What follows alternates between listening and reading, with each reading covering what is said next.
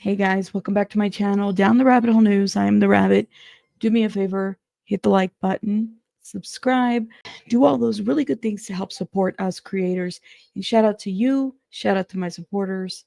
Thank you for watching this video. Okay, we got to get into it. So yesterday I went live and we did a little bit of the reviewing new Diddy a lawsuit by a man who's making some pretty explosive claims, not only of Diddy, but other people that are involved. So we have to get into this lawsuit, guys, because let me just say, this lawsuit, my friends, is connecting Beyonce, the Estefans. Emilio Estefan is known as the godfather of the Miami sound. Okay, so these are some pretty interesting people, and not to mention Beyonce and Jay-Z are also here, as well as good old LeBron James. But this lawsuit kind of stood out to me, all right? And let me just say this, because I was reviewing it and I said, oh, I don't know about this, but we're going to review it. And I felt it would be better for me to do like an independent reaction video to, at the very least, the facts that they are alleging, okay? Now, the person that's suing these individuals is Joseph Manzaro, okay? Now, there's a couple of problems with the lawsuit, and we'll talk about those after we review at least facts that they're alleging. And some of these I've already reviewed on the other live stream, but I'm going to show you guys some other things that I think is also important about this lawsuit, okay? So the individuals that are being sued, right? Because there's individuals that are mentioned, but not everybody that is mentioned is being sued. Like Beyonce's not like, a defendant on this lawsuit. Jay-Z is not a defendant on this lawsuit. Um, they're just mentioned. Okay.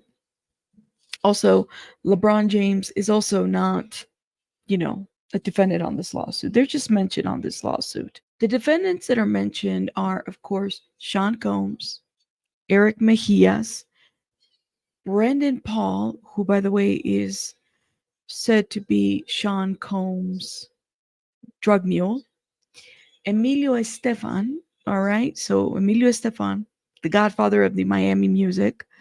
Adria English, whose name we've already heard here. She's had her own lawsuit, has had issues with prior attorneys that represented her, more notably Ariel Mitchell Kidd.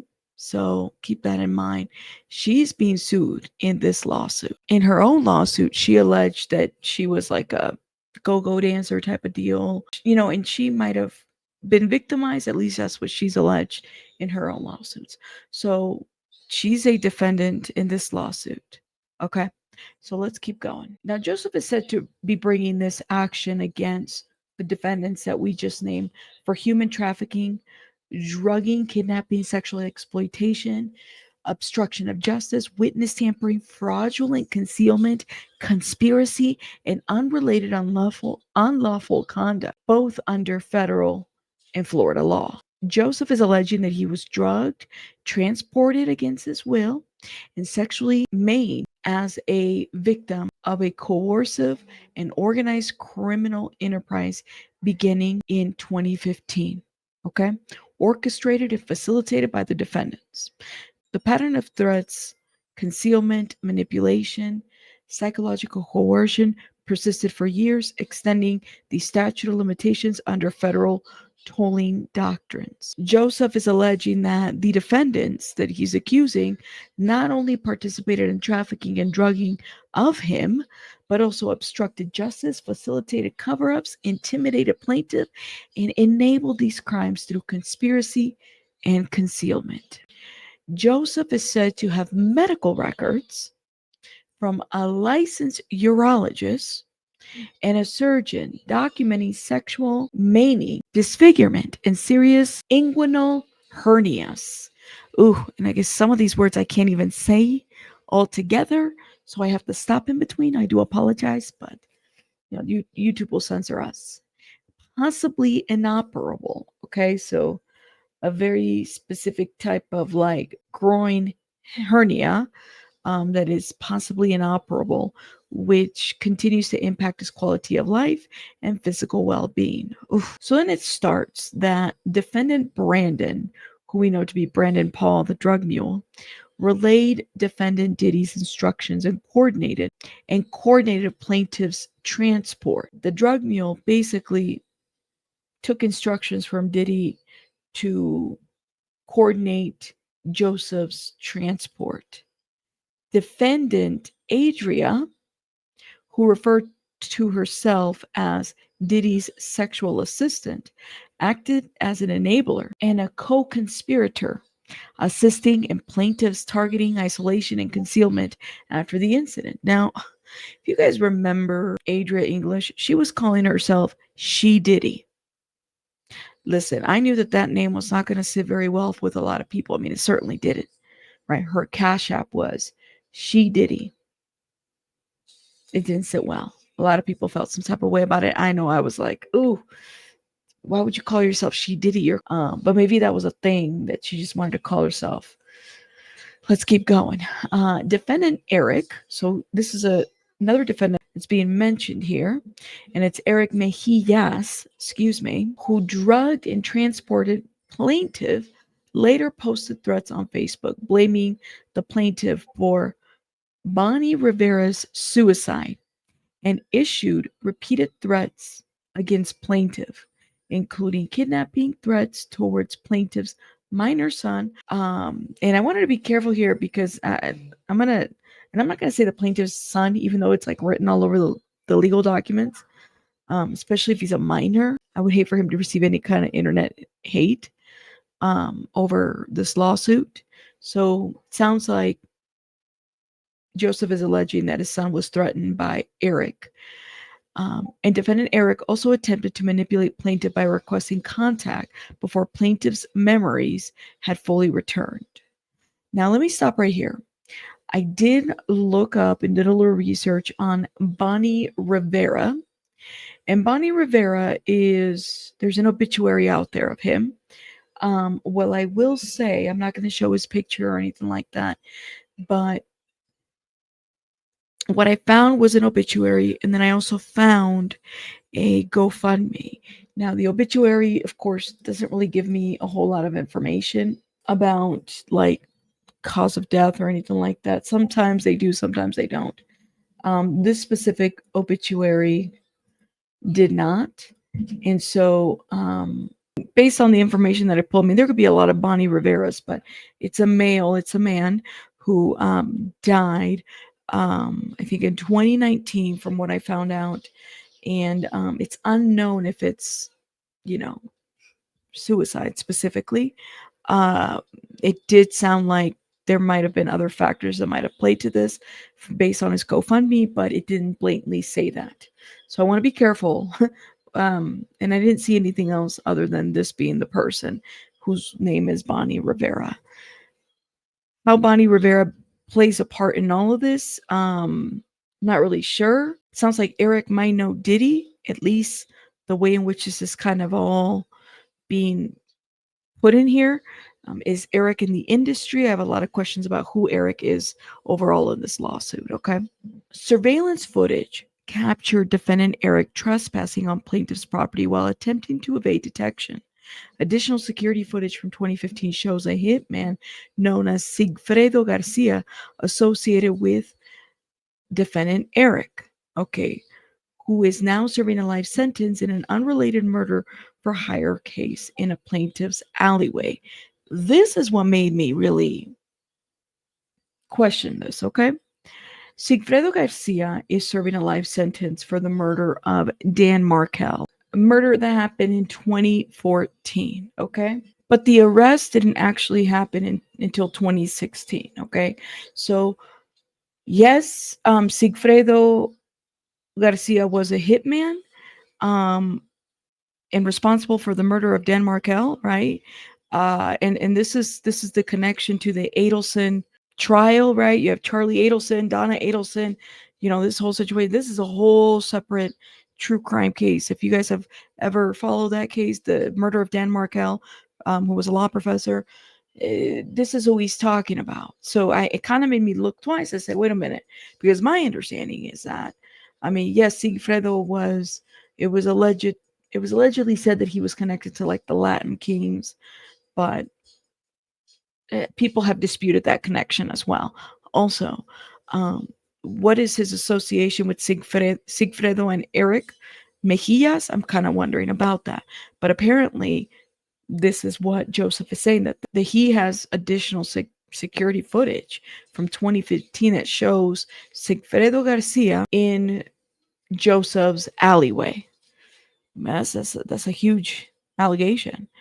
A police report was filed corroborating this encounter. So if there's a police report, that should be easy to add to this lawsuit, to do all those things, to kind of file and do all that. So I'm curious about this. These acts of intimidation, surveillance, fraud were continued for years and were designed to suppress plaintiff's memory and delay or prevent legal recourse. Now, line 21 is when he's mentioning these high-profile individuals, including Jacob Arbo. I did have to look up Jacob Arbo, I'm not going to lie, but apparently he is an American jeweler and clockmaker. So I guess he's known for his jewelry. All right. He's a jeweler. I guess he's a jeweler. But apparently he's high profile too. Jay-Z, who we all know. Gloria Estefan. All right. LeBron James, Beyonce, Knowles Carter are identified as witnesses due to their presence or knowledge of the events surrounding the freak-offs. The freak-off orchestrated by defendant Diddy. Okay.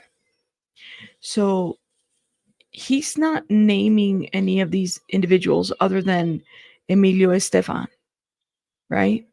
Into the lawsuit as a defendant. But he's not naming these high-profile people into the lawsuit. They're just witnesses, okay, to this orchestrated freak-off. Now, these are the facts that he's alleging. On or about early April 2015, at approximately 5:30 p.m., plaintiff arrived at his residence, we're not going to read the address, in Florida. As plaintiff unlocked his door and turned the handle, he felt a greasy substance resembling Vaseline on his hands. Plaintiff attempted to wash his hands but lost consciousness before he could do so. Okay. When plaintiff regained consciousness, he was in the back seat of a moving vehicle driven by defendant Eric, with Bonnie Rivera in the passenger seat. So you have Eric and Bonnie Rivera in the passenger seat. Plaintiff inquired about his location, expressing confusion, insisting that he was supposed to be home. Then, before losing consciousness again, plaintiff overheard Bonnie Rivera telling defendant Eric that he was regaining consciousness again. He's waking up, cuz. What should I do? Do you want me to knock him out? To which defendant Eric responded, no, don't touch him. Don't worry. Just give it a minute. He'll fall back asleep again. I gave him a lot of scopolamine. This is a conversation, I guess, that he's overhearing. He lost consciousness, right? I don't know how he I guess the missing piece here is, how did Joseph get into the car with Eric and Bonnie Rivera? Okay, but this is the mystery. He doesn't really say. He just was in and out of consciousness. He touched something that was like in the doorknob that resembled like Vaseline, and he attempted to wash his hands but lost consciousness before he could do so. So it was something in the Vaseline, I don't know, that made him like lose consciousness. I don't know. In and out of consciousness, and he's overhearing Eric and Bonnie Rivera speaking. And I guess they expected him to fall back asleep. He remembers what he was given, I guess, that they give him a lot of scopolamine. So keep that in mind. It further reads, plaintiff regained consciousness at defendant Eric's residence in Deerfield Beach, Florida, where he was being forcibly held. While there, he witnessed a man named Omar Bravo deliver 2 kilograms of narcotics, cocaine, and methamphetamine, which defendant Eric accepted. Okay, so you have a delivery person who's delivering drugs by the name of Omar Bravo. Okay.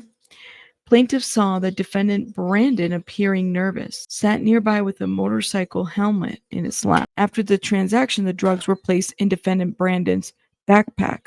Before leaving, defendant Brandon stated that defendant Diddy wanted plaintiff to be brought to a freak-off event, making plaintiff realize he was being transported again against his will. Now hold up. Brandon Paul the Mule in 2024, which is around the time he got charged for the drugs. He was 25 years old. Okay. This Joseph is alleging that this happened in 2015. So he's 25 in 2024. How old was he in 2015? Could he have a motorcycle? Maybe a moped? I don't know. But just keep that in mind, okay? But he's saying he full on had a motorcycle, so I think he would have been what teenage years around this time that he was transporting these drugs. Anything is possible. Look, I'm not saying that, but apparently defendant Brandon stated that defendant Diddy wanted plaintiff to be brought to a freak-off event, making plaintiff realize he was being transported against his will. So he was a teenager around this time. Just throwing this out here. Upon arrival at the security booth at Star One Island Drive, Miami, Florida, all occupants of the vehicles were required to present identification. Okay. Plaintiff was forcibly roused from his drug-induced stupor for positive identification. Defendant Eric informed security that they were attending an event at the Estefan mansion. Mentioned it was Christian's birthday party that night. The security logs at the entrance of the Star Island would reflect this entry. Okay. Plaintiff was dragged through the back of the entrance of the Estefan mansion at approximately 12:30 a.m. Inside, Gloria Estefan panicked upon seeing plaintiff deteriorating state, demanding call an ambulance. However, defendant Emilio quickly silenced her and ushered her away into the crowd. All right. So from Brandon Paul suggesting that you know he should be taken to a freak off to now he's taken to a freak off. And in this freak off, who apparently Eric and Bonnie were taking Joseph to this freak off, they're waking him up for a positive identification because he's drugged, right? They're waking him up so that he can identify himself to enter this One Star Island Drive, Miami, Florida home, right? With all the occupants. So this is interesting. And from this, it's about 12:30. He's able to tell 12:30 in the morning. And inside he sees Gloria Estefan. And Gloria Estefan sees him and she's like, hey, somebody got to call an ambulance. And this is call an ambulance with an exclamation point. However, defendant Emilio, which is her husband, Emilio Estefan, he's like, no, no, no, go back to the crowd that's out there. So she gets ushered away. At that moment, plaintiff briefly saw LeBron James, who was wearing a white bath towel, brown shower shoes, and carrying a shaving bag, walking through the hallway. LeBron James looked at plaintiff and, in response to Gloria Estefan's plan for an ambulance, remarked, y'all better do something about that. So LeBron is also noticing that maybe an ambulance is needed. So he's like, well, you guys got to do something. So then he kind of carries on, I guess. This is what Joseph is alleging. Plaintiff was then led by defendant Adria, who identifies herself as Diddy's personal sexual assistant, through a concealed tunnel that connected the Estefan mansion to defendant Diddy's mansion. Okay, plaintiff was secretly transported to defendant Diddy's mansion. All right, so when Eric Mejillas and Bonnie Rivera took Joseph at the request of Brandon Paul and Diddy, right, to the Star One, location, it turns out that they were transporting him from the Estefan's home to Diddy mansions through tunnels. If I'm understanding this correctly, that's quite an interesting take. Now, they might have lived in the same areas. My understanding, they might have lived in the same areas, might have purchased homes from each other and whatnot. But I think timing is everything, right? Like, what does this look like? They're saying that this happened in 2015, at least Joseph said. So, things to kind of consider. Let's keep going. Upon regaining partial consciousness, the plaintiff found himself inside a large party area. Upon information and belief that it was Diddy's son's birthday party. Jay-Z and Beyonce Knowles Carter were seated in the room, and upon seeing plaintiff, Beyonce Knowles Carter asked, "What's this? What's this all about? Why is this half-naked white man with a COCK mask?" Okay, y'all skip the letters in between in the chat because the chat will block you. With this kind of, you know, awk type of mask standing here in front of me. Defendant Eric responded, Diddy wants him to see what we do to snitches. This is part of his punishment. So, okay, hold up. Let me go back. I don't understand. He got drugged. There's like a Vaseline substance to the doorknob. Gets drugged and driven all over. Then gets, I guess, driven to an area where there's a drug deal. Then there's this young Brandon Paul. Brandon Paul then, I don't know, says that Diddy wants to do a freak off. Okay, so then he gets to the Estefan's house. Then from the Estefan's house, there's a tunnel and he gets to Diddy's house. But I'm trying to understand, what did he snitch about? Because Eric is saying here, based on what Joseph is saying, Diddy wants him to see what we do to snitches. This is part of his punishment. What is he being punished for? Because he just got drugged. How did he go from being drugged? Like, did he do something? Did something happen before the drugging? Did he snitch on this group? Like, what happened? Anyways, plaintiff was forcibly paraded through multiple rooms filled with people who were jeering and taunting him. Defendant Diddy explicitly ordered plaintiff's degradation, stating he's going to find out what we do to snitches tonight. Get him undressed. So Diddy's like, he's going to find out what we do to snitch. What do we do with the snitches? Get him undressed. But what did he snitch on? I'm so confused by it. Like, how do we go from the Vaseline and the doorknob to now he's being paraded around, kind of like a humiliation ritual. Plaintiff was stripped and placed inside a shower area where two unidentified women forcibly washed him while defendant Eric and Bonnie Rivera watched. Following this, the plaintiff was dressed in a small thong, bikini bottom, and a black leather mask with a rubber dam forcibly inserted and zipped closed over his head. A locking S device was affixed to the mask, which protruded from his mouth. Oh, God. Plaintiff was then subjected to degrading and non-consensual acts at the direction of defendant Diddy and Adria. So Adria and Diddy were doing this, but she's suing Diddy for acts that she also says she was victimized. Oh, I don't like this, but okay. Plaintiff was sexually assaulted and forced to partake in unwanted sexual activity using the mask and S toys on a large black leather ottoman, fists, until he lost consciousness again. Okay.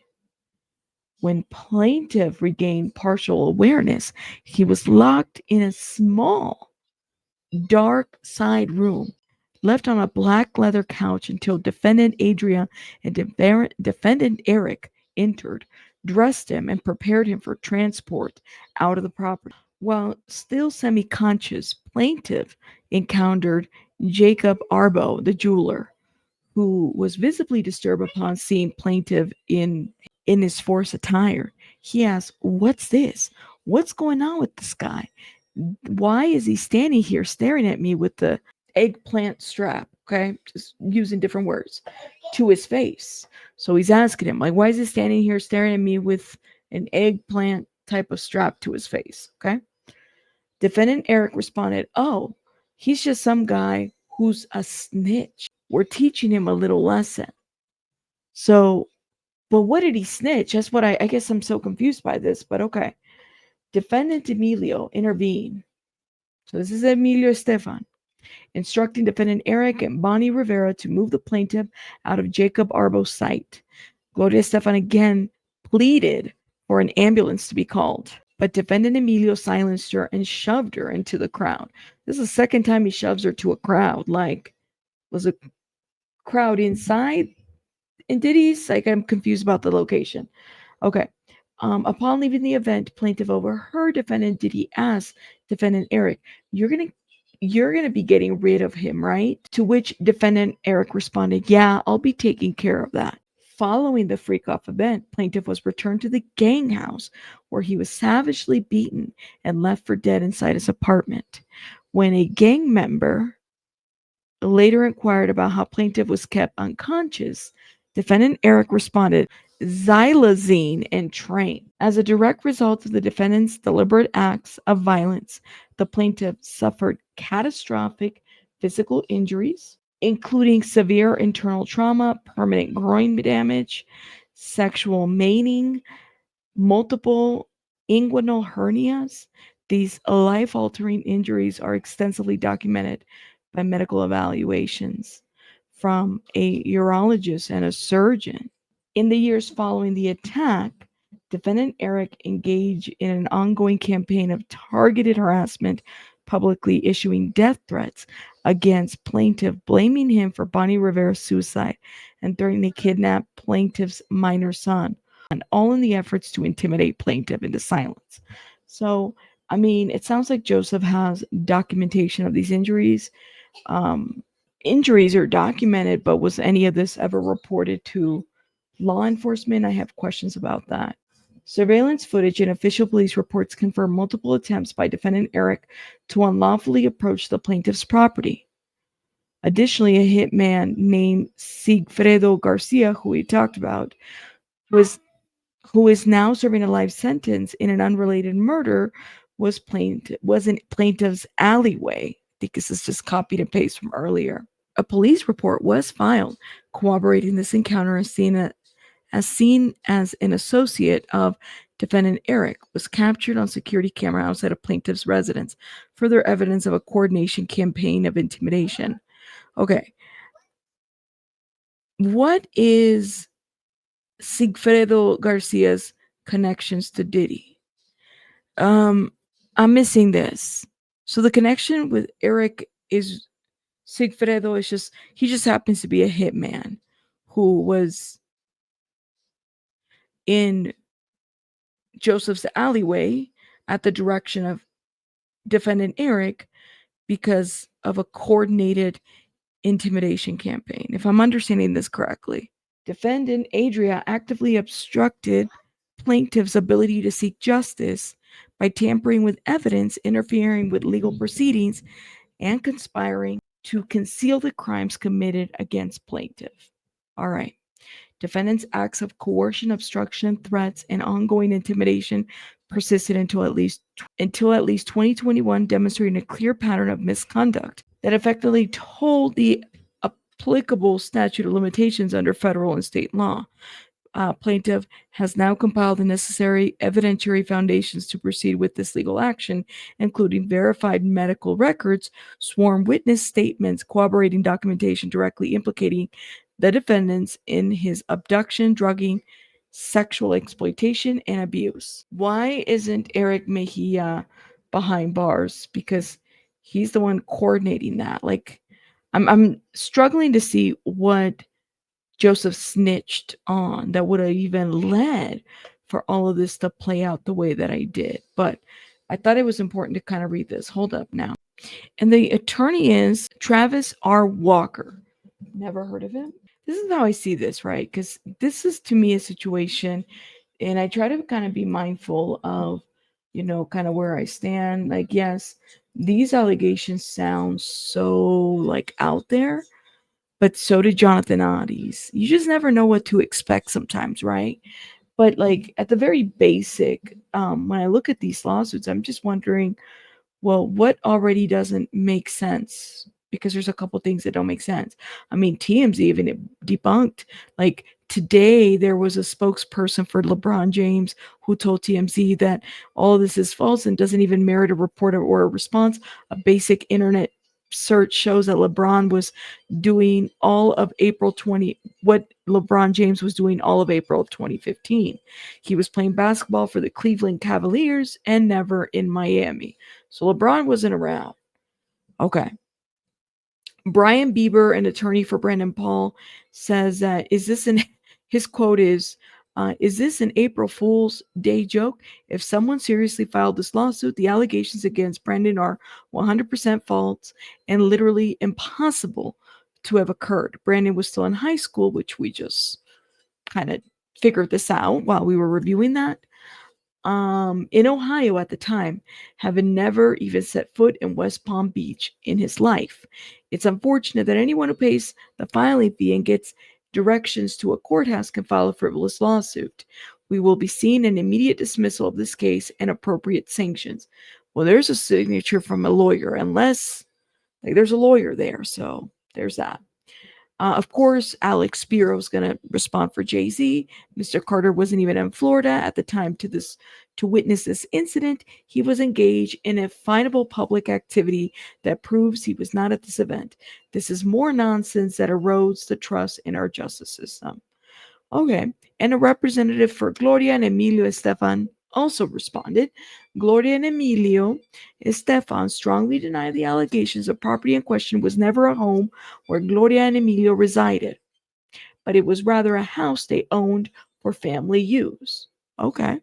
There were no parties thrown at that property between 2012 and 2019. We have all necessary documentation to support these facts and will provide it to the court. They're all going to be, listen, all these celebrities are like, we going to court. We going to court. Now, I'm assuming that Spiro is also speaking for Beyonce because Beyonce was mentioned there, but Beyonce is not the one being sued. Guys, I just broke that down for you. Hopefully under 45 minutes. I hope. If not, hit the like button. Let me know what you guys think. What do you guys think of Mr. Joseph's lawsuit? Y'all believe it? Yes or no? And I mean, it looks like an attorney for Eric Mejias didn't respond, but he's also a defendant in this. I'll see you guys on the next one. Let me know what you guys think. Bye, guys.